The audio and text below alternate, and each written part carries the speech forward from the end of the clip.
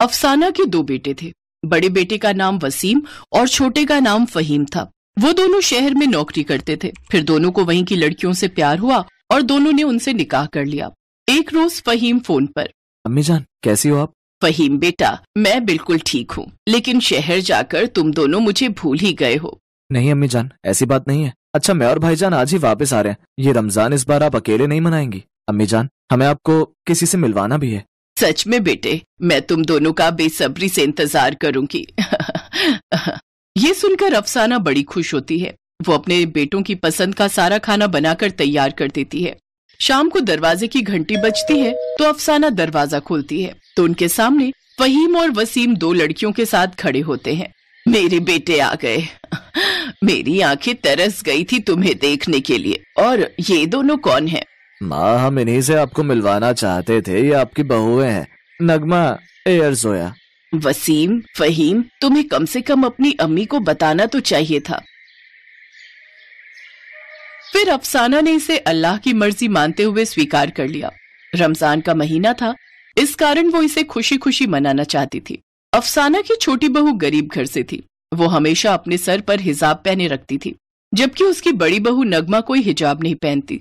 ये देख अफसाना ने नगमा से कहा, नगमा बहू, तुमने हिजाब क्यों नहीं पहना? ओफो माँ जी, क्या जरूरत है हिजाब की? एक तो इतनी गर्मी है, ऊपर से हिजाब पहनो। और वैसे भी ये सब ओल्ड फैशन है और मैं शहर की लड़की हूँ।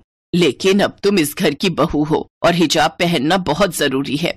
अम्मी जान, आप मुझे फोर्स न करें तो ही बेहतर रहेगा। नगमा जहाँ बहुत घमंडी थी तो वहीं जोया बहुत संस्कारी थी। एक दिन अफसाना अपनी दोनों बहुओं को बुलाकर कहती है, देखो, कल से रमजान का महीना शुरू हो रहा है और मैं चाहती हूँ कि मेरी दोनों बहुएं रमजान के रोजे रखें। अम्मी जान, मैं तो हर साल रोजे रखती आई हूँ और मुझे अल्लाह की इबादत करना बहुत अच्छा लगता है। हाँ बहू, इन रमजान तुम अल्लाह से अपने लिए खूब दुआएं मांगना। जोया को ये सब बातें करते देख नगमा मन में सोचती है, ये देवरानी तो बड़ी ही शातिर है। अम्मी जान के सामने अपने नंबर बनाए जा रही है। रोजा तो पता नहीं, लेकिन ये फालतू का ड्रामा जरूर कर रही है। तभी अफसाना उससे पूछती है, नगमा बहू, तुझे तो रोजा रखने में कोई परहेज नहीं है ना? नहीं नहीं अम्मी जान, मुझे क्या दिक्कत होगी, मैं भी बचपन से ही रोजा रखती आई हूँ। नगमा झूठ ही बोल देती है, जबकि सच तो ये था कि उसने कभी रोजा रखा ही नहीं था। उस रोज बड़ी बहू के मायके से ढेर सारा सामान आता है, जबकि बेचारी देवरानी के गरीब मायके वाले कुछ नहीं दे पाते। अगले दिन से दोनों बहुओं के रोजे शुरू हो जाते हैं। गरीब देवरानी जल्दी उठकर सारी सहरी खुद बनाती है, जबकि बड़ी बहू नगमा आराम से बिस्तर पर सो रही होती है। ये देख अफसाना बड़ी बहू को जगाने जाती है। नगमा उठो, सहरी नहीं बनानी क्या? देखो जोया अकेले ही सहरी बना रही है। तुम बड़ी बहू हो, तुम्हारी जिम्मेदारी बनती है। क्या हुआ अम्मी जान, आप जाओ, मैं अभी आती हूँ। लेकिन नगमा कुछ देर और सो जाती है। फिर कुछ देर बाद उठकर नहाकर खाने की टेबल पर आती है। तब तक जोया ने सारी सहरी बनाकर तैयार कर ली थी। सहरी खाने के कुछ देर बाद उनका रोजा शुरू हो जाता है। फिर दोपहर के समय उनके दरवाजे पर एक फकीर आता है और भीख मांगने लगता है। अल्लाह के नाम पर कुछ दे दे, अल्लाह तुम्हारे यहाँ हमेशा बरकत बनाए रखे। आवाज सुनकर नगमा दरवाजे पर आती है। ओफो, क्यों चिल्ला रहे हो? अल्लाह ने 2 हाथ 2 पैर दिए हैं, कमाकर क्यों नहीं खाते हो? मुफ्त की रोटियां तोड़ने की आदत है तुम्हें। बेटी, अब मेरी उम्र हो चली है। इस उम्र में मुझसे क्या ही काम होगा। अब तो आपके दिए हुए फितरा से ही गुजारा चलेगा। जोया उनकी बातें सुन लेती है और वो रसोई में जाकर फकीर के लिए फितरा ले आती है और फकीर को दे देती है। ये सब अफसाना देख लेती है और उसे जोया पर बड़ा गर्व होता है। ऐसे ही 2 दिन बीत जाते हैं। थोड़ा खा लेती हूँ, बहुत भूख लगी है, आखिर किसे पता चलेगा कि मैं कुछ खा रही हूँ। वो चुपके से कुछ खा लेती है, लेकिन अचानक शाम को उसकी तबीयत खराब हो जाती है और उसे पेट में दर्द शुरू हो जाता है। अम्मी जान, मेरा पेट, हमारी मदद करें अम्मी जान। लगता है इनकी पाचन तंत्र में कोई परेशानी हुई है। क्या आपने रोजे के बीच में कोई खाना खाया था? दरअसल ऐसा तब होता है जब रोजे के बीच खाना खाया जाए। रोजा रखा ही इसीलिए जाता है ताकि हमारी बॉडी डिटॉक्स हो सके, लेकिन अगर इस बीच कुछ खा लिया जाए तो पेट में दर्द होना लाजमी है। हाँ डॉक्टर, मुझे तेज भूख लगी थी, इसलिए मैंने सुबह की सहरी का बचा हुआ खाना दोपहर को खा लिया। अम्मी जान, मुझे माफ करना। अफसाना गुस्से में घर आ जाती है। फिर जोया अपनी जेठानी को समझाती है, जेठानी जी, अगर आप पूरे मन से रोजे रखेंगी, माँ जी के कहे अनुसार हिजाब पहनेंगी तो उनका गुस्सा भी अपने आप उतर जाएगा। नगमा अगले दिन से ही हिजाब पहनना शुरू कर देती है, साथ ही सुबह की सहरी बनाती है और पूरे मन से रोजे रखना शुरू कर देती है। इन सब से अफसाना खुश हो जाती है और वो अपनी दोनों बहुओं के साथ खुशी खुशी रहने लगती है।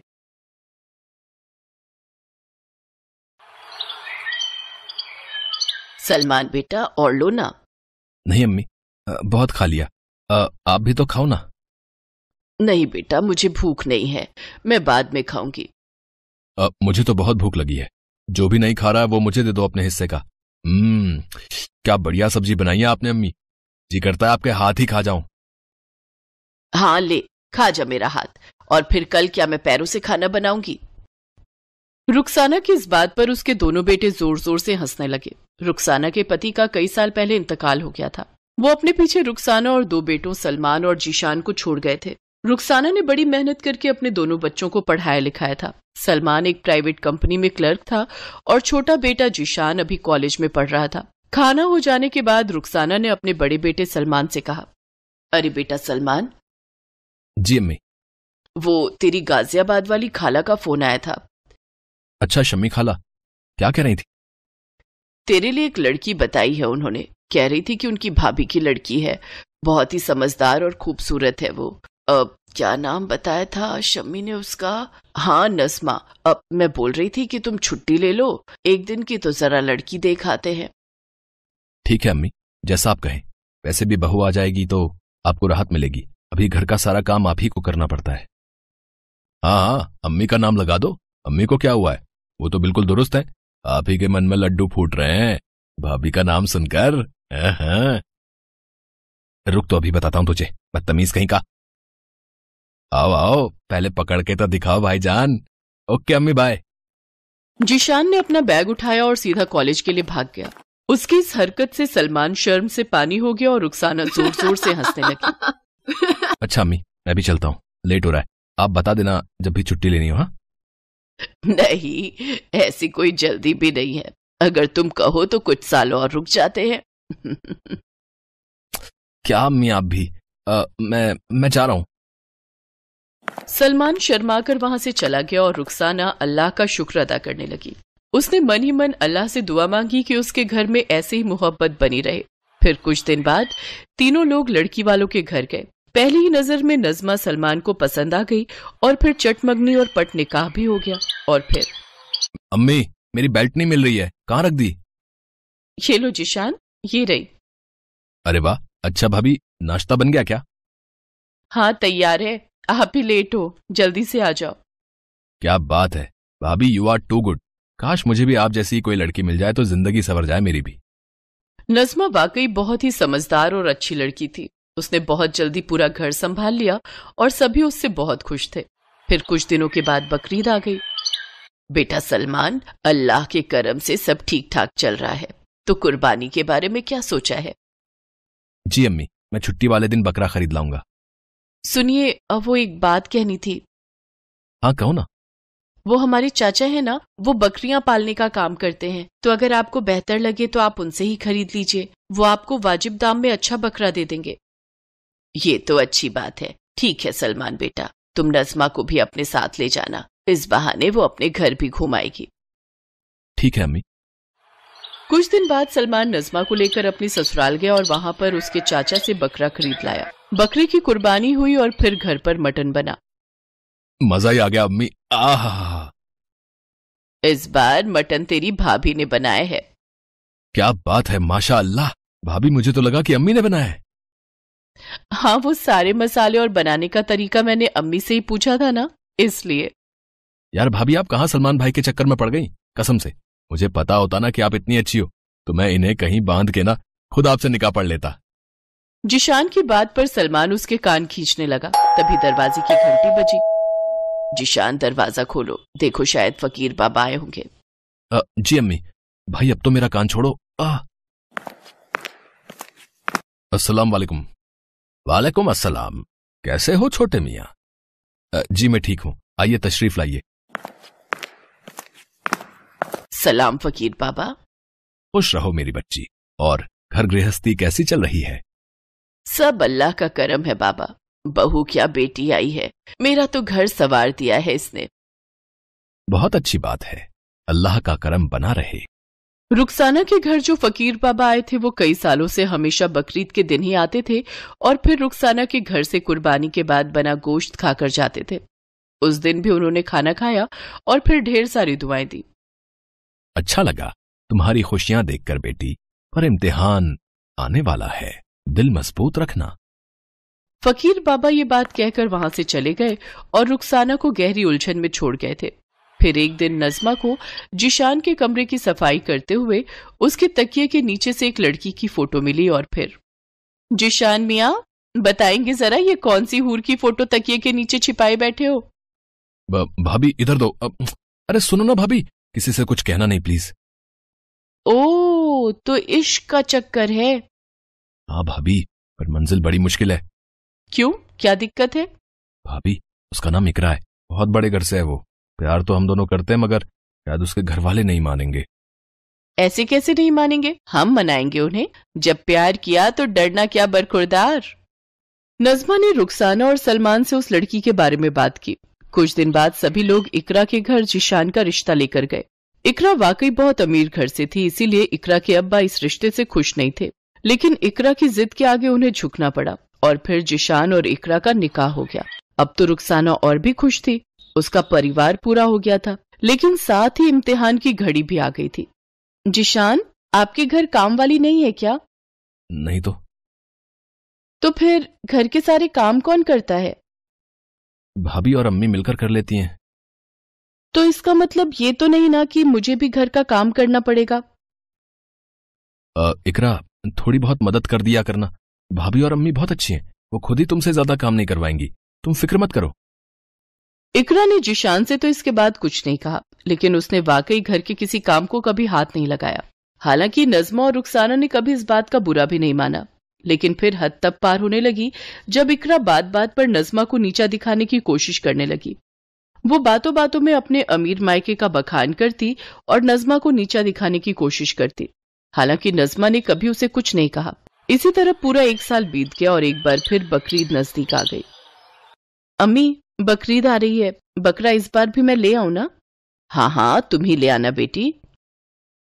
रुखसाना और नज़मा की बात सुनकर इकरा को लगा कि उनके घर कुर्बानी के लिए बकरा नज़मा के घर से आता है और उसे ये बात मंजूर नहीं हुई। उसने फौरन अपने अब्बा को फोन लगाकर कहा, अब्बा, पूरे 4 बकरे खरीद कर भेज दीजिए और सुनिए, चारों एकदम तगड़े होने चाहिए। बकरीद पर नज़मा के घर से आए बकरे की कुर्बानी हुई, लेकिन तभी 2 कसाई अपने साथ 4 बकरों का गोश्त लेकर रुखसाना के घर आ गए। या अल्लाह, इतना सारा गोश्त! लीजिए अम्मी, आपकी छोटी बहू ने 4-4 बकरों की कुर्बानी की है। मोहल्ले में आपकी शान बढ़ गई। अरे सभी को पता चलना चाहिए कि आपने किस खानदान से रिश्ता जोड़ा है। पर बेटी, इतने गोश्त का हम करेंगे क्या? अब दावत करेंगे और क्या, और अगर फिर भी नहीं निपटा तो फिकवा देंगे। घमंड से चूर इकरा की बातें सुनकर रुखसाना और नज़मा खामोश रह गए। वो दोनों इकरा से बहस नहीं करना चाहते थे।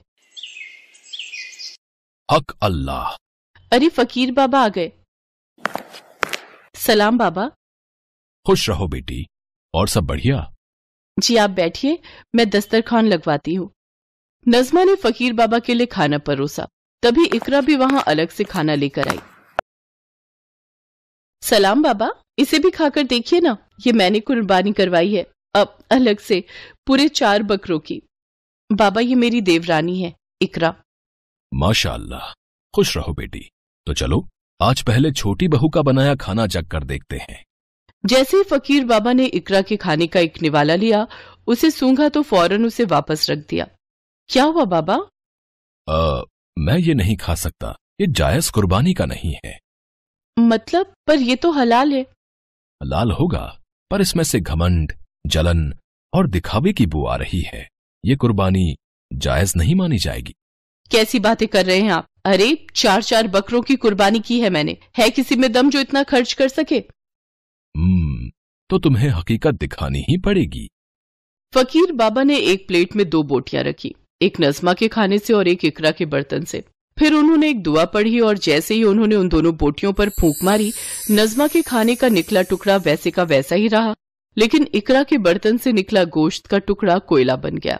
ये देखकर वो चौंक गई और उसकी आंखों में आंसू आ गए। ये कैसे हुआ? ये नहीं, इसका मतलब मेरी कुर्बानी अल्लाह ने कबूल नहीं की। नहीं, क्योंकि तुमने जायज कुर्बानी की ही नहीं, लेकिन तुम चाहो तो अब कर सकती हो। अपने घमंड और दिल के मैल को कुर्बान कर दो तो ये कुर्बानी बिल्कुल जायज होगी। इकरा को फकीर बाबा का इशारा समझ आ गया था। उसने सबसे पहले नज़मा से और फिर रुखसाना से माफी मांगी। इसके बाद से इकरा बिल्कुल बदल गई और नज़मा की तरह बनने की कोशिश करने लगी।